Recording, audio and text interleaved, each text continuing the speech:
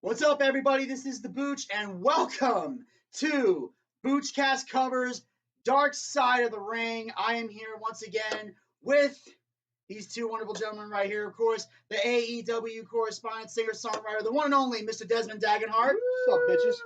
And of course, we have the other AEW correspondent and my part one co-host, the one and only Former AEW correspondent. The godfather of the AEW, the one who got it all started, the one who introduced you to these people and got you situated in how to figure out who these people are.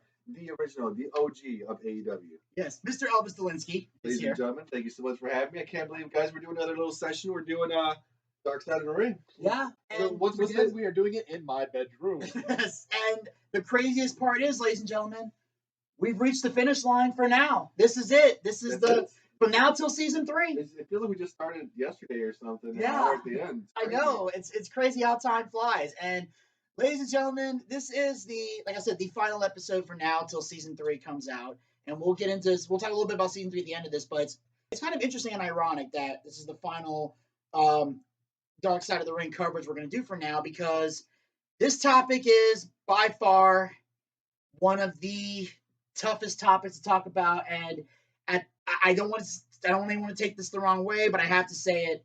They saved the best for last, if you're putting this in terms of wrestling tragedies. Because, ladies and gentlemen, we are here. Yeah, we are here for the final days of Owen Hart. Man, that's a hard topic. It was hard to watch this one. It's kind of weird. I'm gonna kind of give you a glimpse of what I thought about Owen Hart before, his moniker. I liked him. He was always the younger brother, obviously. Brett like has his big shadow over him, pretty much. I remember when he came out, he was energetic. He came out with those little.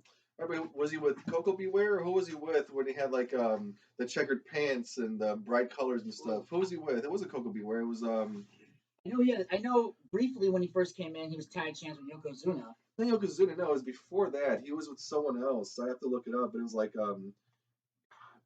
he was with somebody. I want to say Coco Beware. I could be wrong, but was it Too Cold Scorpio or something? Possibly. So maybe Too Cold Scorpio, but he was like this fun, energetic guy, whatever. And then he became the heel, and then I was like, oh my god, he's such an asshole. And then he was like, wasn't he part of Nation Domination as well too for a while? Yes, he made it. It was with the Rock. This was when the Rock was the leader, and it was the Rock, Owen Hart, I think Mark Henry and D'Lo Brown. I think the Godfather might have left at this point. I don't remember exactly, but I remember seeing him. I was like, man, he's such a dick. I remember, man, he is such a fucking prick.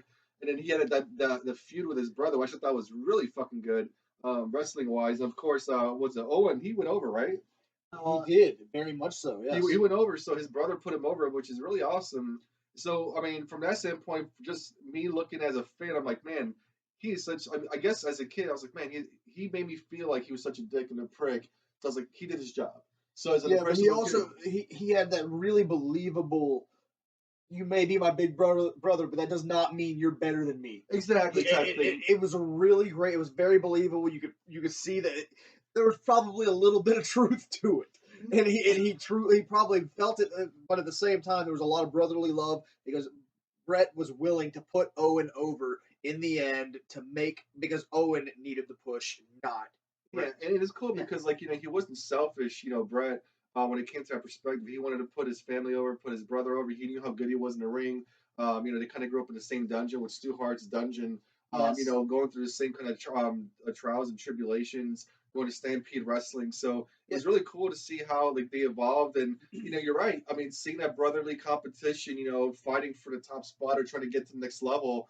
Brett was there, and Brett's like, "Hey, the door's open. Let me squeeze you in real quick. Let me try to get you here real quick." It was pretty awesome. I thought it was a really look at it now, hindsight. Years later, I'm an adult now, and seeing that now and then seeing the backstages, the way he was with the certain wrestlers, the jokester that he was, the family man that he was. I was like, man, that guy really had it together, mentally, because we've all heard wrestlers who gave up on their kids, didn't get to see them as much, got into drugs and alcohol and a whole bunch of different things, and he wasn't like that. He was all about having a good time, ribbing his friends, and just seeing his perspective on life. I remember on the Raw after the incident, after that Over the Edge where he died, they did this huge tribute show, much like how they did for Brody Lee in AEW, where everything was about Owen Hart. And one of the things that really got me there is there was a thing with Triple H. It was Triple H sitting next to China. China said her bit, but Triple H, you never see Triple H get emotional, ever. He's done shit with his family. Never see him get emotional. The only thing he's ever shown is anger. And of course, pro wrestling, that's kind of a given. Yeah, and he was a heel, so right. But here, expected. He was all kinds of broken up, and he was saying in a industry where you see the worst of everybody, Owen was always the best. He was always he was always at his best. He was never a bad dude, ever. It's hard to hear that too because you see a lot of people right now. We talked about The Undertaker, right? No one's had a bad thing to say about him. Same thing with Sting. And Owen Hart was the same way. Yeah, even Brody for that matter too. It's like even big names like everybody says now Sean's a great guy, but everyone knows that back in the day that he was a prick. Yeah. The same thing with Nash. You don't hear that about. Yeah, you're right. You don't hear that about everybody. It's insane. And what's crazy, and you mentioned the tribute show, and I want to talk about something else about the Bret Owen thing later, but one thing I found the most interesting is that out of everybody in that locker room, the one guy who, in my opinion, even to this day, earns the right to say shit about Owen Hart still doesn't. The one guy who's actually earned the right, and those of you that might not know, that one guy is Stone Cold Steve Austin. If there's one guy You're right. that's earned the right to say anything bad about Owen Hart, to this day, I'm still surprised he did the tribute show. I am shocked. Because I'll tell you right now, if that were me, if those of you that may not know, what we're talking about is when Austin got paralyzed, it was when him and Owen were working a match in the ring, and he did the Tombstone Piledriver. And Austin even said, like, they talked about it in the back. No, he didn't do a Tombstone. He just sit down. Well, they called it. I don't know. Well, everyone's calling it a Tombstone, so it's sit down, whatever it's called. No, see, Undertaker's the Tombstone. That's where you drop on the knees. When you drop on your ass, it's a sit down pile driver. Yes. Well, otherwise known as a Texas pile driver. Exactly. But Owen said the word Tombstone, but didn't do it. Because it said, like he said, you're going to drop to your knees, and Owen said, no, I'm going to drop to your ass. And Austin kind of looked at him and went, so you're going to drop to your knees, like kind of telling him, don't drop to your ass, you're going to hurt somebody. Well, it's what it is. But at the end, when Austin said, okay, you're going to basically understood at that point, okay, you're going to drop to your ass, you know what you're doing. I'm assuming you know what you're doing. Yeah. And he let him do it. And boom, spiked his head in the middle of the ring. And also, not only, but it wasn't even just that, because we've all heard stories of someone doing a move and the person getting hurt or injured or whatever. But the key thing's always been, regardless of how you feel about the person or that match, if the other person's supposed to go up and say, I fucked up, I'm sorry. If you at least give that apology, you did your part. You said, hey, I fucked up. Look, even if we're just coworkers and I'm just wrestling one match with you, let's say I'm wrestling, okay? Even if I don't particularly like you, I don't even try to be friends with you. We in a match together, and I hurt you. I'm gonna be the first motherfucker in that hospital beside you saying, "Dude, I don't want to. I did not mean to fuck you up." I was like, "Look, I messed up. Even if I can't stand your ass, I'm not going out there to hurt you." And the thing is this: Owen never gave that apology. According to Austin, he never heard it. Even when he did the Owen 316s, I just broke your neck. At no point did anybody come up to Austin and go, hey, we're going to turn this into an angle. Are you cool with this? He just went out and did it. So that's the one dick move that Owen made. But even in spite of all of that, Austin still went out there. And let's be honest here, that probably wasn't Owen's idea. Well, maybe not. Maybe not. Okay, I can say that. Maybe not. Because, Owen, we do find out later in this episode that Owen was very much a team player. So that I can agree with that. With that sentiment. To an extent, but we also find out that he was also very much one of the few people who would fuck back and say, I don't want to do that. I don't want to do that. Yeah. So, but either way, like I'm saying, like Austin's the one guy that had every right to talk shit about Owen Hart and never did. So that tells you how much people respected Owen Hart. They even talked about him being a prankster. He loved to pull ribs and fuck with people. Everybody's got a story. But what I love most about, I want to talk about the Bret Owen thing. I remember Bruce Pritchard told this story where when they pitched the idea to have Bret versus Owen, Vince rejected it in the beginning. Vince said, I don't want to do that. Brothers don't fight. Exactly. He said, and I quote, brothers don't fight. Now, keep in mind, first of all, it's bullshit. But keep in mind, Vince was an only child, so he didn't know what it was like to have siblings. He didn't understand that. Yes, Desmond.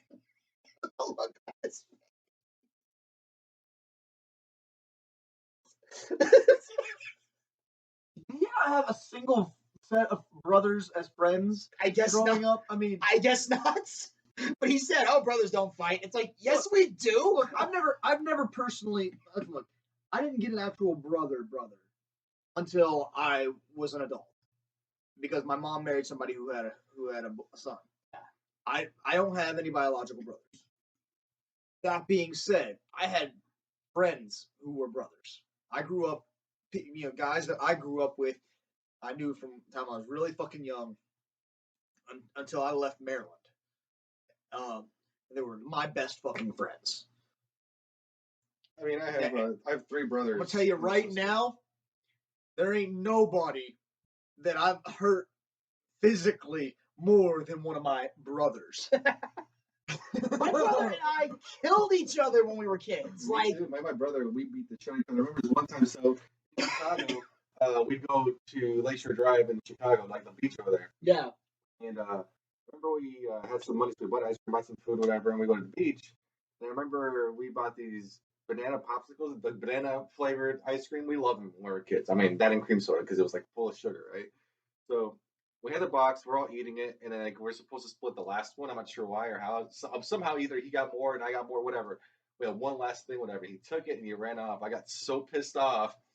I pretty much speared him to the ground and rubbed his face in the fucking sand. I was full of rage. Dipped his face in the sand.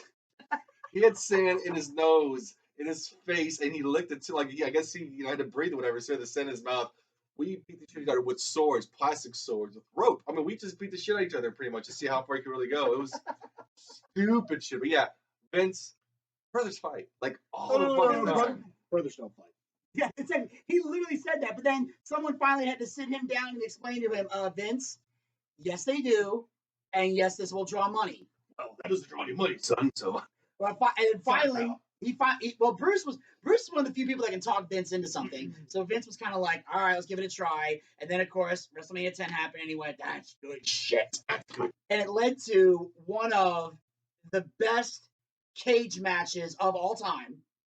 Bret and Owen at SummerSlam 94 is ranked to this day as one of the greatest cage matches in the history of WWE. The storytelling, the emotion, it's the one where Bret got the win over Owen this time, but it was done in such a way to where it was great because they're both like kind of climbing out of the cage. Owen's foot gets caught, so he slips and he falls, but his foot is inside the cage, so he's dangling, and then Bret just drops down.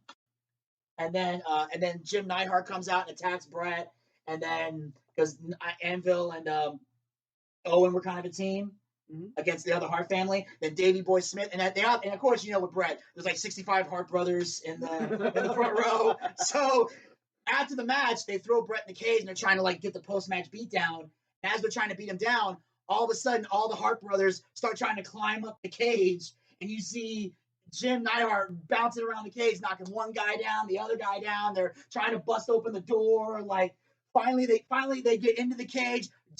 Owen and Jim go through the door just as Davey Boy's diving for them, and they run the hell up out of there. The parents, Stu and his wife are like yelling and screaming as they're running out of the building for their lives. They're checking on Bret.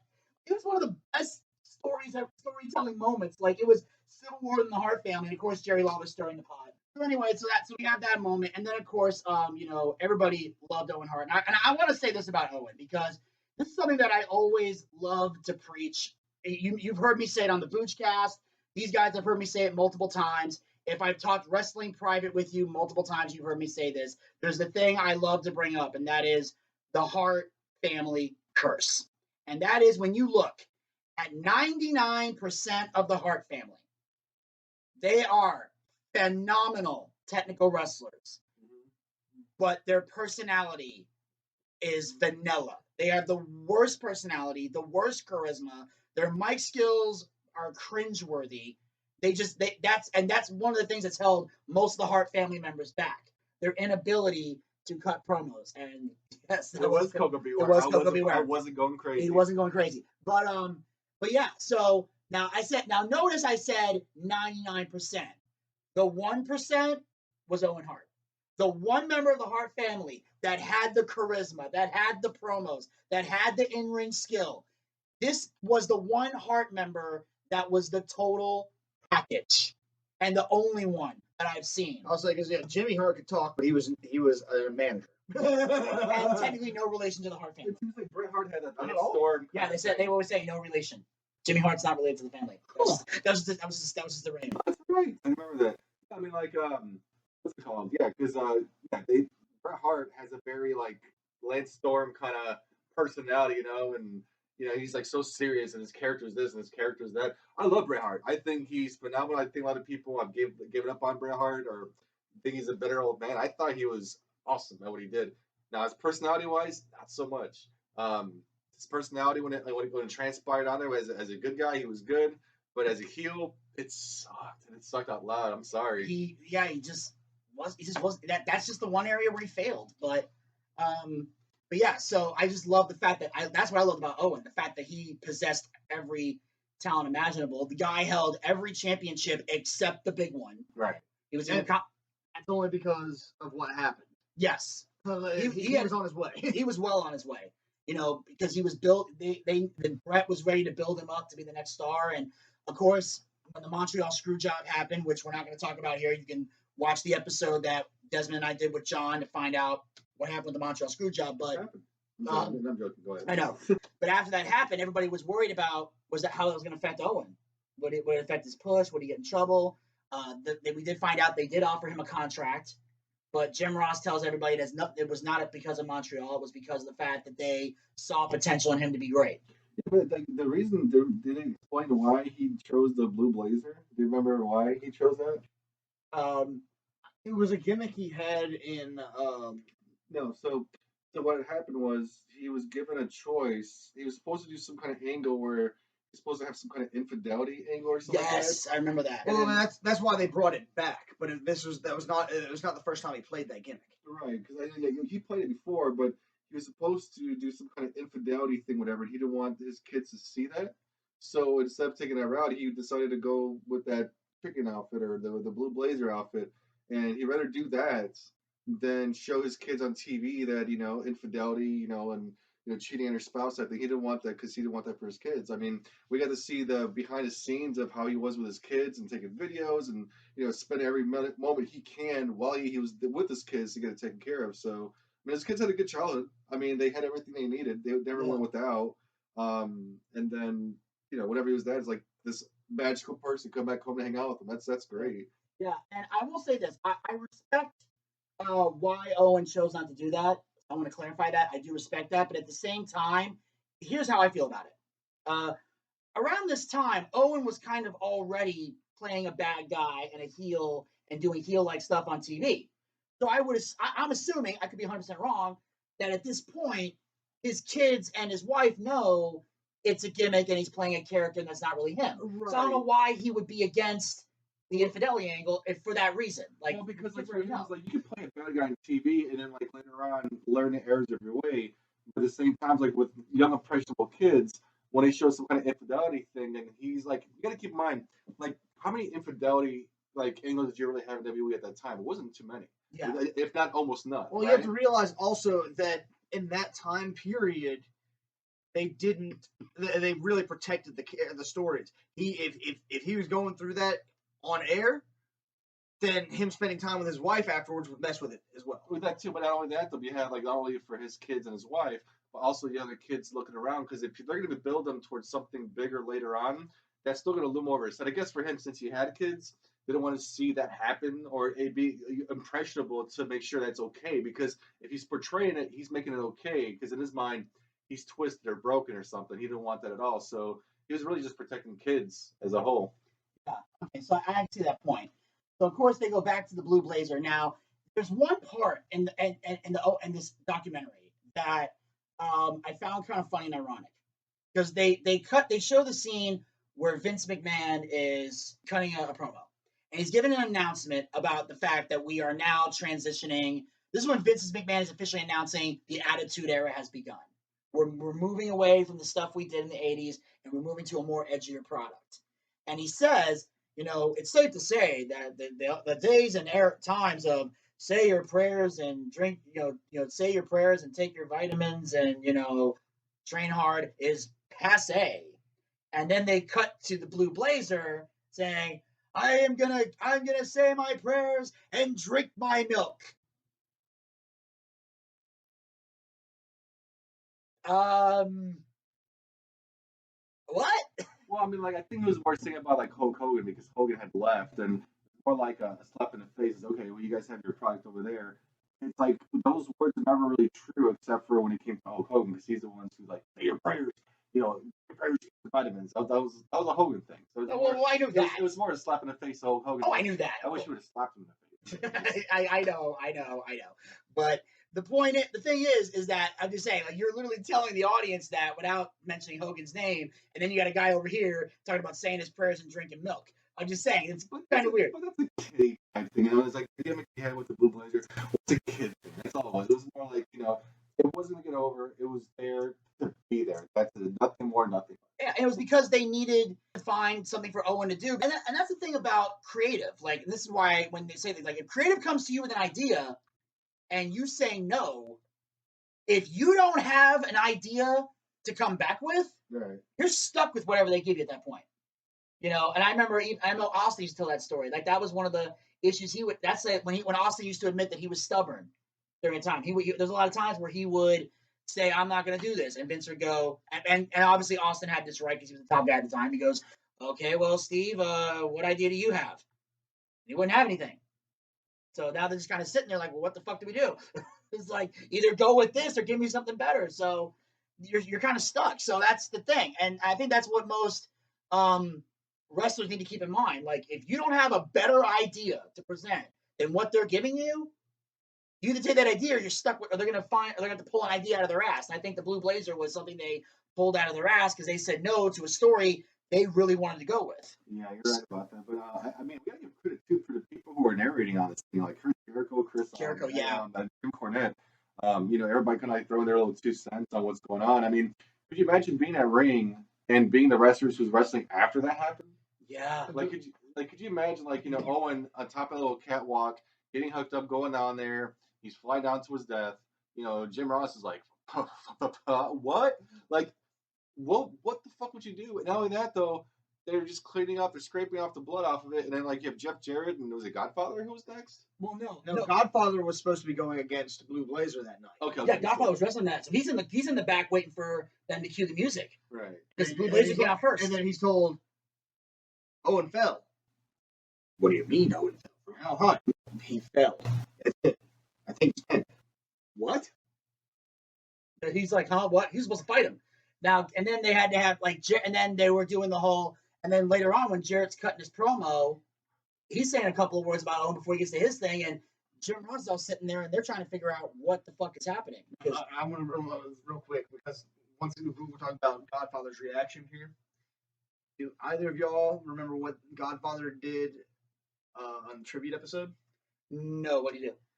He was having a match against Road Dogg. It was an Intercontinental Championship match, and he said they were about to get it on, and he stops and says, "In honor of Owen Hart, why don't we go have a couple of drinks? Why don't we take these fine ladies and have a couple of drinks?" And Road Dogg says, and he grabs the mic and says, well, let's go drink a few and tell some Owen stories. Drop it, and they walk out. Yeah, I like that.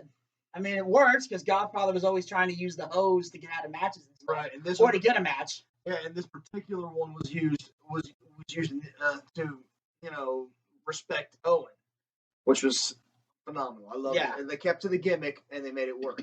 Yeah, and it was interesting. And then and the thing was, because everyone's talking about that pay-per-view, is that obviously I didn't see it live when it happened, but up until a few weeks ago, or about a week ago, I think it was, a week or two, I had never seen the pay-per-view. And you finally watched it with me. Yeah, I came over with Desmond Last weekend, I came over at the time we're taping this last weekend.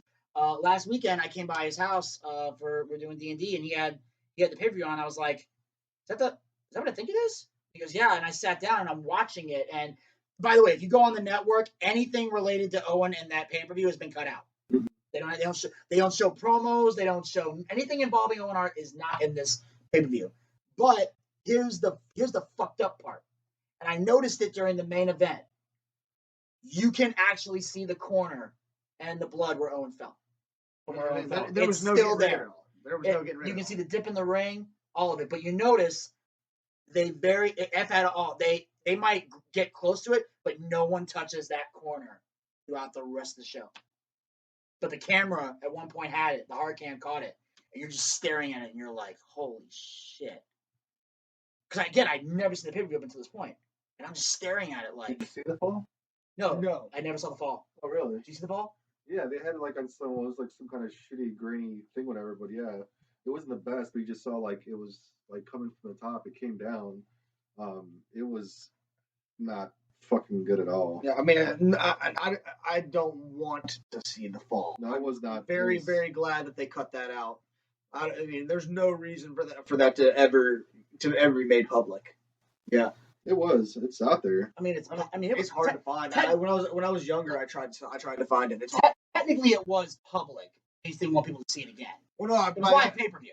I mean, what I mean like that is that they're not making it public access for people to read. Okay, that makes sense. I was about to say, like, it was, There's a very. I was saying, he's like, it made that made public. I'm like, it was live on pay-per-view. No, yeah, but no, it's out there. I saw it. I was like, oh my god.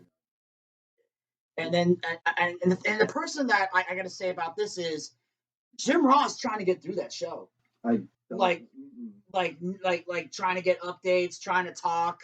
I mean, how could you? It's like you see that happen right in front of you, and it's like, "Show must go on, pal." Like, No, the show must not go on. They're all talking about like it was fucked up that they continued the show. Every one of them said this. Yeah. It's like there's like this show should have ended, and they were all like, "We're still going on. What's going on? No. Somebody just fell from the goddamn rafters, died in the middle of the ring." The one thing that I truly agree with his wife on is very simply put, they should have stopped the show right then, had an investigation. And while I think that she sued the wrong company, it should have been suing WWE. She should have sued the company that actually did the rigging. The Yeah. rigging. And as far as she should have went to Vince McMahon and said, "Look, I'm going to sue him. You help me sue him." That would have been the smarter approach to go. Yeah, it's hindsight, but I think she was so enraged at what happened. I mean, She blames. I think that it was misplaced rage.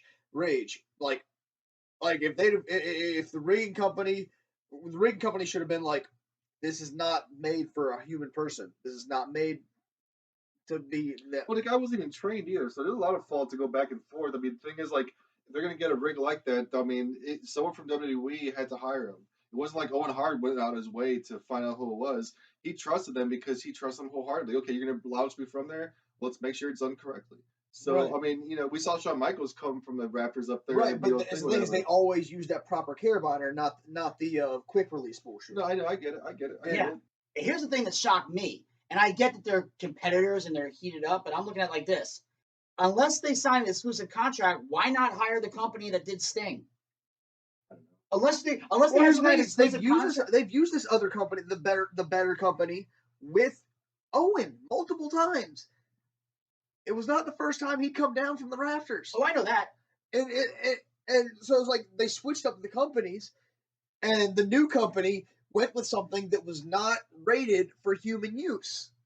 And it's one of those things that's fucked up because, and I only know this because of working behind the scenes at indie shows, which I know is different from WWE, but they have the same mindset. Is they're very, very detail oriented with everything they do. So when they wanted that quick release, and when he came down, he can clip that off and come down, which to us might be like, that's not really a big deal. Just who cares if it takes an extra couple minutes to take it off? That doesn't matter. To a promoter, it's like it's got to look good on TV. And if there's one slip up, you have him practice it 4 times to make sure he can get it off quickly. yeah. Boom. Or here's the other thing they could have done: have him come down with the one that takes a while, and then while he's unhooking it, hand to the other guy, cut to the crowd, cut to the signs, and then after he unhooks it, put the camera back on him. Right. Kevin Dunn can do that shit. He does it all. He's been doing it for like 30 plus goddamn years. It's Maybe not, longer. Yeah, it's not that big of a fucking deal for it to take him an extra 30 seconds to be able to pull this thing off. Yeah, it really. Yeah, like those little things really don't matter. But promoters get that insecurity in their minds, and they think that one thing could cause a bad review of the show or people mocking it online or whatever. Like they get crazy in their minds with this shit. Are people supposed to believe they can fly? It's like, come on, it's like, all right, when Sting, I saw him come down many times from that thing, and it comes down, and sometimes it took him a little bit longer as opposed to, but at the same time, like, it didn't like make it any less impactful. You're coming from the rafters. That's pretty impressive. That's really high up there. And instead of just walking to the ring like a regular person, no, you have the mysterious type thing or whatever. So it sells it, but I don't think the extra 30 seconds or even it was a minute. Like, with him being such a goofy character, if it took him like 2 minutes, I'd be like, it's just a blazer. Exactly. It's the blazer. It's you might laugh at for a little bit. It's like, he can't take it off. Oh, he's being so silly. Oh, that blazer, you son of a bitch. Yeah. Now, of course, there might be some purist out there that goes, they're burying Owen because he's struggling to get the thing off. Hey, at least he's alive, asshole. Yeah. It's like that. Trolls, man. Trolls are gonna troll, man. You can't really say exactly. Shit like that is goddamn ridiculous. But so they had this whole incident, and then. And then, of course, like as we mentioned before, like his wife, finds out about everything, and she's inconsolable naturally, And their families are against her. Like, they're in the wrestling business, and they're like, well, we don't think you should, sue Vince. And I'm like, well, yeah, you should. I mean, like, you guys are your brothers. You guys should care more, but you're more worried about your careers than your actual brother. The way he died in a ring for something that he shouldn't be doing in the first place, which I side with her. He shouldn't. And I kind of believe Desmond, too, when he's saying that maybe she had, like, misplaced rage. But at the same time, it had to go down the pipeline. They knew about a different company. They should have vetted it better. They didn't. They want to sit there and do stuff right away. And, I mean, this thing could have been preventable. But at the same time but what it comes down to is they said, hey, is there a way to do this quicker? And the other company should have said, we could do it quicker, but it's more dangerous, and it's not supposed to be used for. And that's what the company should have said. And because no matter what the promoter says, no matter what it comes down to, the rigger should have been able to say, this is not what this is intended for. That's true. I mean, I feel like it's easy to point blame now, but I think in hindsight it sucks because, they're probably thinking of like cheap, effective ways to get it done, and that's what we're going with. And unfortunately, the consequences are grave. I mean, literally. So it's really tough, and I kind of see where the wife is, and the wife, I guess she was more open spirit, and then she became like a fighter, and she became like this person who was vindictive and trying to find answers because she wasn't getting it. She wasn't getting the stuff she wanted. She had to open her own investigation. Vince tried to bring it to Connecticut. I mean, there was a lot of different things that, Vince was trying to sit there stuck out under the rug, like that fucking Jimmy Snuka thing, whatever. It's just, try to throw it under a rug and say, okay, nothing happened. But it did, and I'm sorry, but you got to be responsible for your reactions, for the missteps that you took.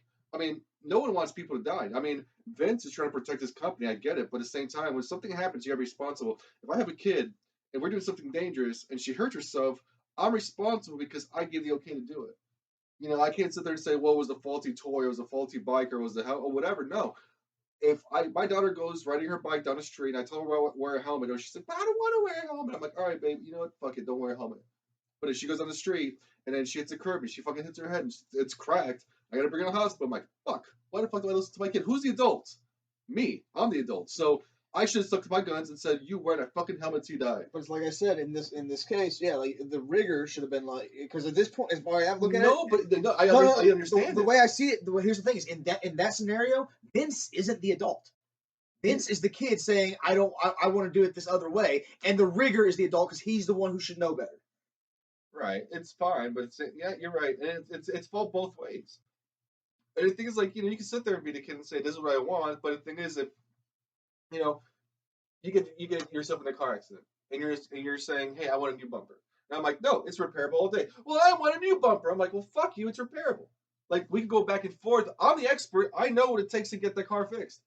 So you get what all you want, but realistically, this is what we're going to do. Safety protocols you're saying, hey, repair it. I'm saying it has to be replaced because the structural integrity has been broken. Well, I can fix it with some bond or whatever. No, the thing is fucked up. For your safety, you shouldn't do it, though. Stick to your guns and stick with it. Don't just say, oh, well, Vince McMahon's going to give us a job for rigging.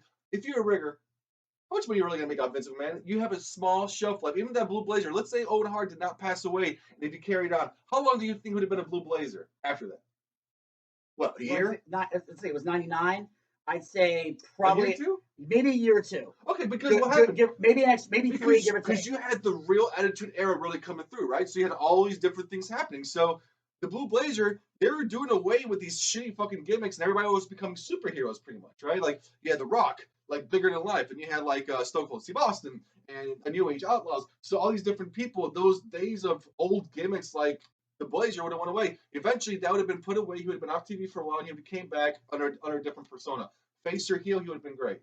So and with the plethora of talent that was coming in, as I mentioned before, like Jericho was coming in, Eddie Guerrero was coming in, the other, Saturn, Malenko, the other Radical, everybody else. There were like so many people coming in. Kurt Angle, the matches Owen would have had were phenomenal, and he was definitely. And with the way they do the brand splits now and everything else, if Owen was still wrestling during that time, no doubt he would have been a world champion before he hung it up. He would have got it at least once.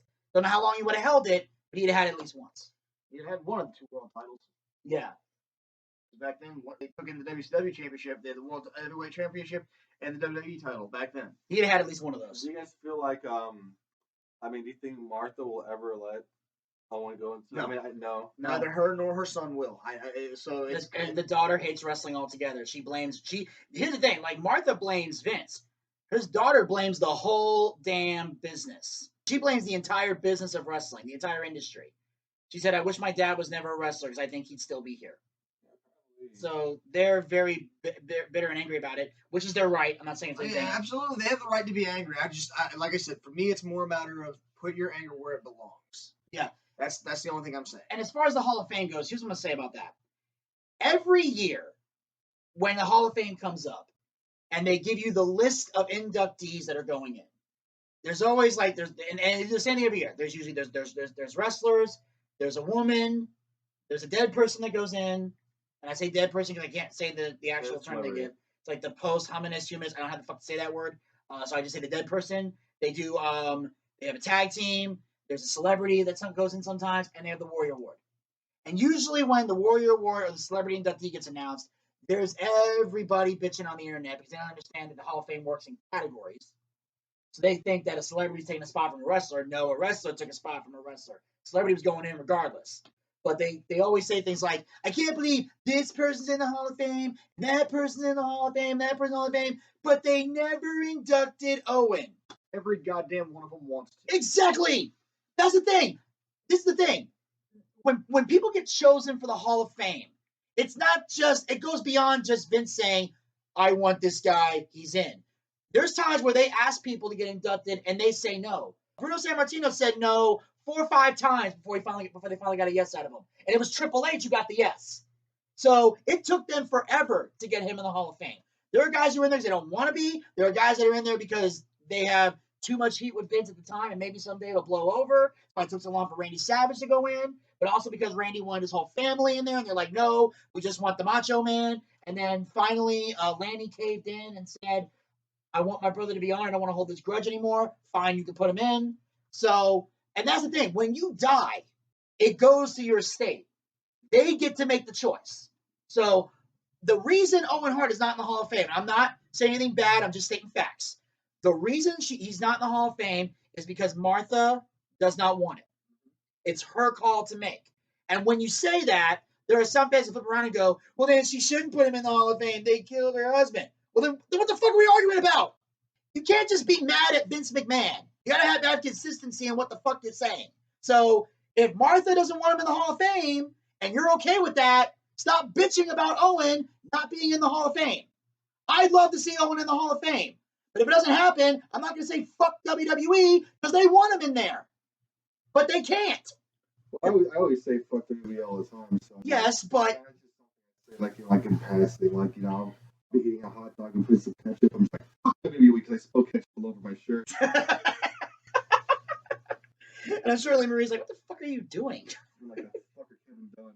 And she's like, who the fuck's Kevin? I'm like, relax, David. It's fine. You understand. Speaking of the Hall of Fame, I gotta throw this in here real quick. How funny is it gonna be if Kevin Dunn ever gets inducted? Oh, that'll be good. Because you know he's going in. He'd be like, dun, dun, dun, dun, dun, dun, dun, I'm back. Bet he gets the Warrior Award. That's how they put him in, because the Warrior Award's also used for WWE employees as well. That's because that's because the one, not this year, but the year before, They had a lady that worked in WWE for like 30 years. She was one of the office people, and John Cena inducted her. Her name is Sue something. Not that Sue. So he finally gets that cup with the oversized cookie cup for milk. Something like that.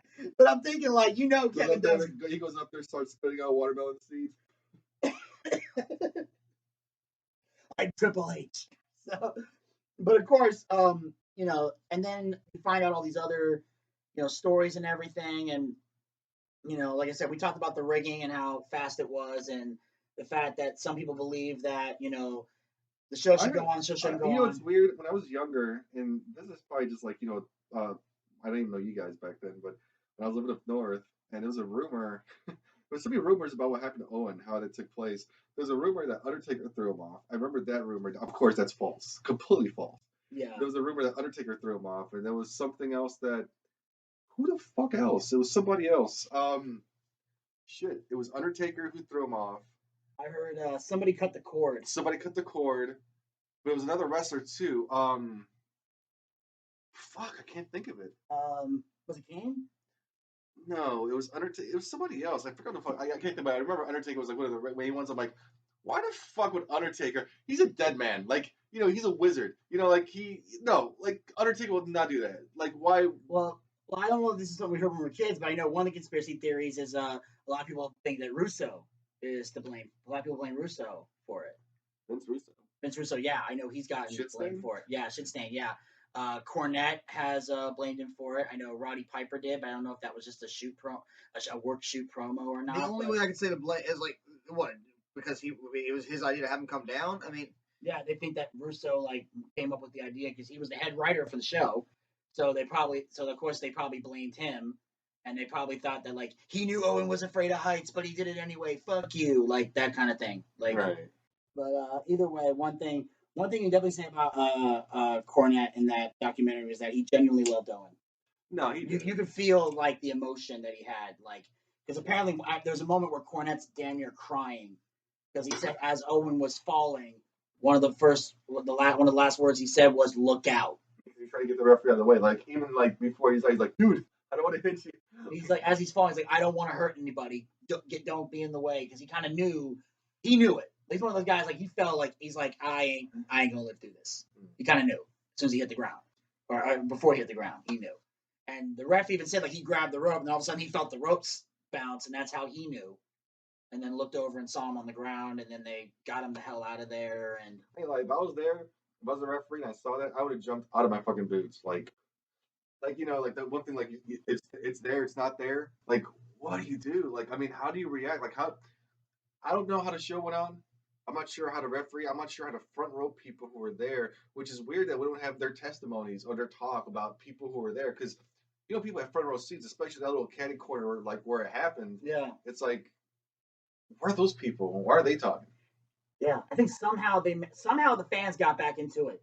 It was very interesting. When you go back and, I know, like I said, when I watched pay-per-view, I'm seeing, they still got into it. Just the fans still found a way, and at that point, the fans didn't know it was dead. They saw him carted off, and they assumed if you're watching that at home, be okay. Yeah, the only people who got word that he was dead were the people at home who were watching and listening to Jim Ross. And I stand by what I said. When that fall happened, I agree with her on this. That should have been the end of the show. The police should have been there. There should have been an investigation immediately. Yeah, and I think that, and this is just a theory that I have, but I think that the situation that Vince was in is, and I would say this. I would say that the show continuing, obviously, because here's the thing. Anybody that says that Vince didn't care about Owen Hart's a fucking liar. I don't care who you are. There's everybody in that company loved and cared about Owen and was sad about what happened. But I don't think it was a thing about Vince not caring. I think it was Vince being stubborn. Because he's a stubborn man. Even back then, he was a stubborn old man, even at that age. And Vince is one of those. He has that show must go on mentality, but not just that. He's trying to Vince's whole thing, and you see it through every bit of bullshit he's ever dealt with wrestlers. Obviously, this isn't bullshit, but I'm referring to other incidents like the Ultimate Warrior and shit like that. Vince's big thing is to present what he has advertised. If you're paying money to come to that event to see this, he wants to give you this. And I think that his fear was he didn't want to cancel a show. He didn't want to disappoint the audience. He definitely didn't want to lose any money. And I think that was all these thoughts were going through his head, and he just thought, I got to give the people what they pay for. Yeah, but at the same time, like, I don't think that people, if we stopped the show and said, listen, guys, shit just happened. Like, I want to give you a good show, and I hope you enjoyed yourself so far, but we've had a tragedy happen. And just be real, because the thing is, like, I know wrestling is like this world of make-believe that we're living in, we're watching, which we enjoy on a daily basis. But at the same time, like, just for once, be fucking real and say, guys, this will never happen. This never typically happens, but something real just happened. I'm not going to keep you guys in the dark. You guys pay the money. You saw what happened. This is the outcome of it. And I'm sorry, but, the show's over. Yeah, you would have had some boos. Yeah, he would have probably got some backlash, but I'd rather deal with them. Every one of those fans would have understood. I think not all. No, they would have understood. They would have been happy about it. At first, they'd be upset, but the thing is, like, I think, like, if they were to project that and show it, he'll probably get some boos, whatever, here and there. I would have dealt with a couple boos from a couple thousands of people if that was truly the case. If that was his worst fear, or them, doing a refund. But how much was that refund for, really, technically? If they were to do that. I think if the wrestlers didn't get their payday for that day, even though they wrestled, or they didn't, maybe just sat in the back. But if that match didn't take place, I think the wrestlers would have been okay with not taking a payday and giving the refunds back just due to the circumstances. It would have been a whole different story. Again, that's easier to talk about afterwards. But you're right, that the show must go on kind of concept in his mind. That should have been the first thing from his mind. If he really, and I'm not saying he didn't care, because everybody cared about him, and I know Vince did too. He had a good working relationship with Brett until things went sour. And then I know he cared about Brett, his own as well, but I'm pretty sure he's probably kicking himself in the ass, like, fuck, I could have done this a lot better. But it's one of those things that once it's done, it's done. You can't fix it. I will say, it's like, in the moment, it's a tough decision to make. In the moment. It is. So I'll give him that much credit. But I think that it shouldn't have been his call in the first place. When they called the ambulance, the police should have been involved immediately. And the police should have shut it down. Yeah. And then it wouldn't have been Vince's call, and it wouldn't have mattered. Yeah, I know. It's weird, but again, it's all hearsay. But it sucks. We lost on what could have been. I don't know. We just never know, because it could have went. The trajectory could have been higher, could have been lower, but we never got to get that payoff. And the Hall of Fame, I think I was just being selfish for trying to put him in there, but for the family wishes, I never want him. If that's something that's going to be a sour topic for that family and the daughter, especially the way she stands on it, the wife and everything else, I hope he never makes it. And not for the wrong reasons, the respectful reasons. Do I want him to be there? Hell yeah. But for the reasons of his, for his family, then no, I don't want him. I don't want him in there because maybe his grandchildren or someone like that will. Well, but the thing is, it wouldn't really matter by then, because the thing is, right now I'm 40. So let's say in 10, 20 years they decided to put him in. I'm like, oh, it's about time, or someone forgot about it. But I'm like, no, he didn't want that, or not, he didn't want it. His wife didn't want it. And I'm like, no. But at that point, it's if she's gone and his kids are gone, and if the grandchildren want it, then it's no longer his wife or his kids' decision. It's the grandchildren's point. That's what I'm saying. Maybe one day down the line, somebody in his family who looks back at him will want that for him. Yeah. That's like AEW takes over and there's no more WWE. So I don't know. At the end of the day, this is my only thing about the Hall of Fame. The main reason why I even brought it up is this: at the end of the day, it's their choice. Yeah. It's Martha's choice. It's the kids' choice. It's up to them, or somebody else in the family tree down the line. My point is this: if you're mad about Owen Hart not being in the Hall of Fame, they're the ones you need to be mad at, not Vince. I would say leave them the fuck alone. It's their choice, but I'm just saying. Vince is not to blame for Owen not being in the Hall of Fame. It has nothing to do with bad blood with Brett. It has nothing to do with Vince not liking Owen because he did. It's the fact that the wife don't want it. And if the wife says no, it's a no. They don't get to overrule that. And Bret Hart forgave Vince. I'm not sure how wholeheartedly it is, but at the same time, like, Brett came back. I mean, that's something you never thought you'd see. So who knows? But I mean, that's going to be more convincing from their side, because Brett's the wrestler. Martha was just like the widow in this whole thing. I think that strikes a little bit more. That family was a tight knit group and everything else, but also they all looked out for themselves because, what they could say, you're an independent wrestler. You could be a great wrestler, but doesn't mean your brother's gonna get in. I mean, Macho Man was huge, but how many times like Lanny had a couple matches here and there, had a couple characters, but he didn't last the test of time like Macho Man did. So just because you're famous or you're relatives to somebody doesn't mean you're going to be a superstar. Like the Von Erichs, we saw what happened with them. You had like one after one, and how crazy you have like all these people in a family, and each one of them had some kind of stardom to some point, but then just to be taken away. So I don't know. It's weird. It's a tough thing to do. Owen Hart, he was a good wrestler. I enjoyed his time. I remember hating him because when he was a heel and he did his job, and I loved it because he made me feel that fucking hate when he had that rivalry with his brother. I actually felt because I had a brother, so when I saw me and my brother were going back and forth, who was the good guy, who was the bad guy, so it made you really had to pick a side. Are you for the good, are you for the bad? The storytelling's like, okay, well, there's a big shadow being cast, and you kind of feel it, you see it, and you kind of relate to it because he made you feel it, and it transpired from themselves onto the TV screen and made it feel more real. So, and in a lot of ways, it was real because he was in Brett's shadow. He wanted to get out of it, and he did. That's the thing. He got out. He didn't get a chance. It's just unfortunately his life was cut short, and he was not able to reap the benefits. But he got out, and one of my regrets in wrestling is that I wish I had the luxury to grow up watching Owen because I was on the WCW side at the time. So, I can look back and see how great Owen was now. But I'll be honest, the first time I even heard Owen Hart's name was on Monday Nitro when Bret Hart came out and talked about his brother.